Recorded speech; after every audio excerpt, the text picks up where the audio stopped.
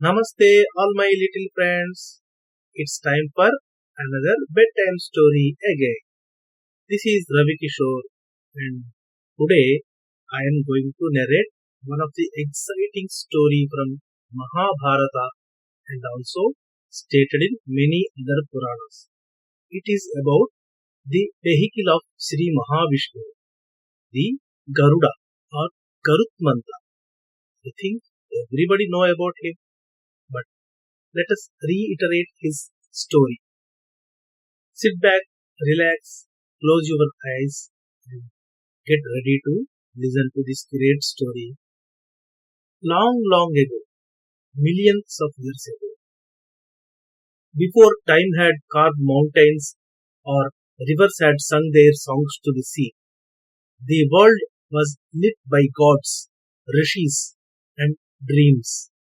And in this time, older than history, lived a wise rishi named Kasyapa, whose tapassu or penance and devotion had made him a father of many divine beings.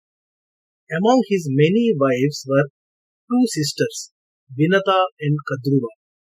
They were the daughters of Daksha Prajapati. One day, Rishi Kasyapa granted each of them a boon. Kadruva, the elder, asked with a dream in her eye, I wish for 1,000 sons, strong and powerful. Vinata, calm and wise, asked for something different. I desire only 2 sons, but may they be radiant and glorious, greater than all others. The rishi nodded, and their destinies were set in motion. Kadruva laid 1,000 gleaming eggs, and Vinata just 2 golden eggs. Years passed by. Kadruva's eggs hatched first. From them slithered the mighty Nagas, the serpents of ancient power, shining with emerald scales, crowned with hood of jewels, and eyes glowing with wisdom and venom.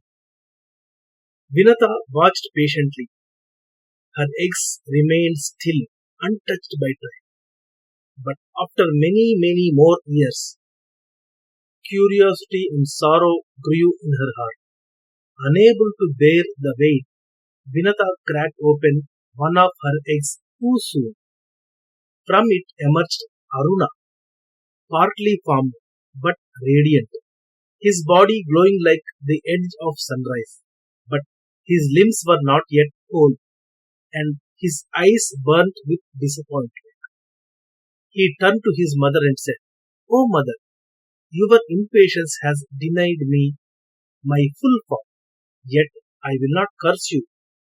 I shall rise each day as the charioteer of sun and bringing dawn to the world. But remember, do not disturb the second egg. And with that, Aruna took to the skies in a halo of crimson, becoming the light that precedes the sun. Vinata, now humbled, waited faithfully for many, many more years.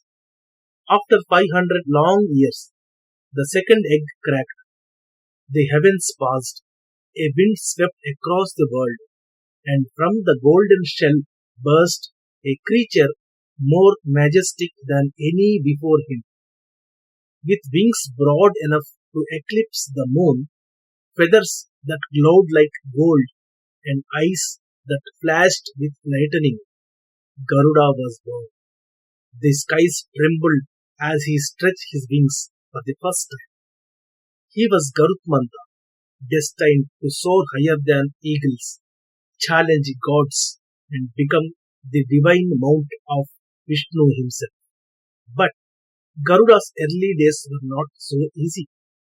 He grew swiftly, too swiftly, and with each passing day, his hunger burned hotter. Nothing satisfied him. He tried fruits, beasts, even great fish from the seas, but the fire in his belly was only increasing. He went to his father, Rishi Kashyapa, and said, O father, this hunger, it scorches my spirit. What must I do? Kashyapa replied gently, "You must seek food fit for your power. In the forest near the silver lake live two mighty beings cursed by fate. They may ease your fire."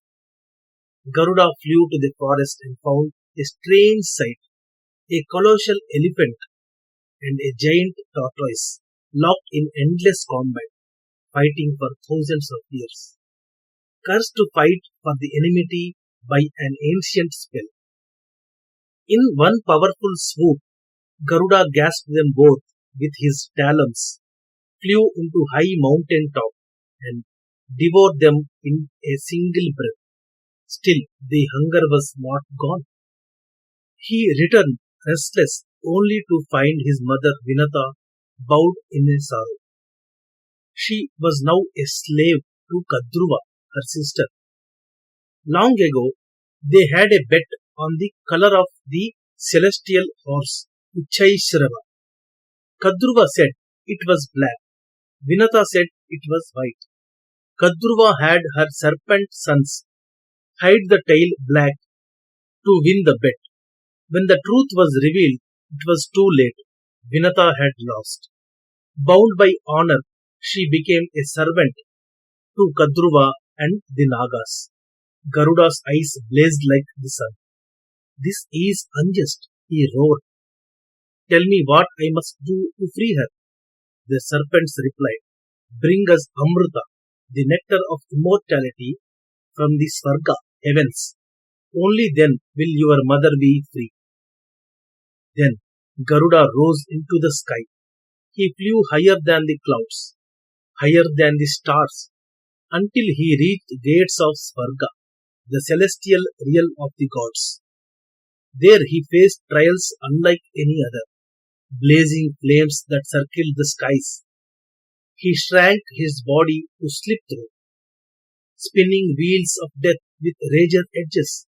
He moved with grace, dodging like a dancer in air. Celestial warriors with weapons made with sunfire.